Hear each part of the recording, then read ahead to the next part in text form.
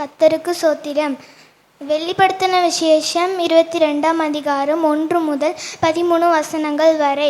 பின்பு பளிங்கை போல் தெளிவான ஜீவ தண்ணீர் உள்ள சுத்தமான நதி தேவனும் ஆட்டுக்குட்டியானவரும் இருக்கிற சிங்காசனத்திலிருந்து புறப்பட்டு வருகிறதை எனக்கு காண்பித்தான்.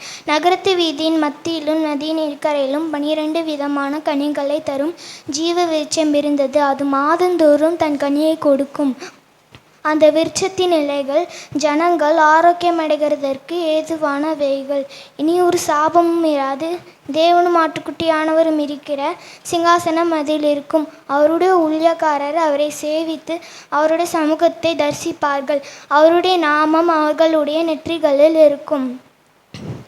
அங்கே ராக்காலமிராது. விளக்கும் சூரியனுடைய வெளிச்சமும் அவர்களுக்கு வேண்டுவதில்லை.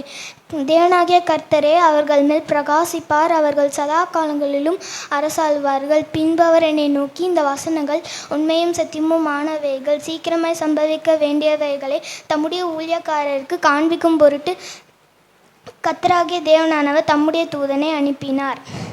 இதோ சீக்கிரமாய் வருகிறேன். இந்த புஸ்தகத்தில் உள்ள தீர்க்கதரிசன வசனங்களை கைக்கொள்கிறவன் பாக்கியவான் என்றான். யோவானாகிய நானே இவைகளை கண்டும் கேட்டும் இருந்தேன். நான் கேட்டு கண்டபோது இவைகளை எனக்கு காண்பித்த தூதனை வணங்கும்படி அவன் பாதத்தில் விழுந்தேன்.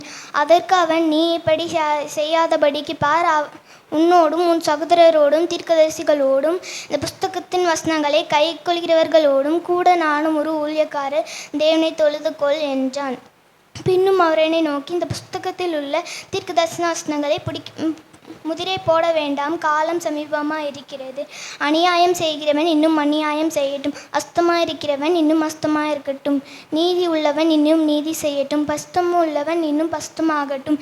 இதோ சீக்கிரமாய் வருகிறேன். அவன் அவனுடைய கிரியைகளின்படி அவன் அவனுக்கு நான் அளிக்கும் பலன் என்னோட கூட வருகிறது. நான் அல்பாவும் ஒமேகாவும் ஆதியும் அந்தமும் முந்தினவரும் பிந்தினவருமாயிருக்கிறேன். ஆமேன்.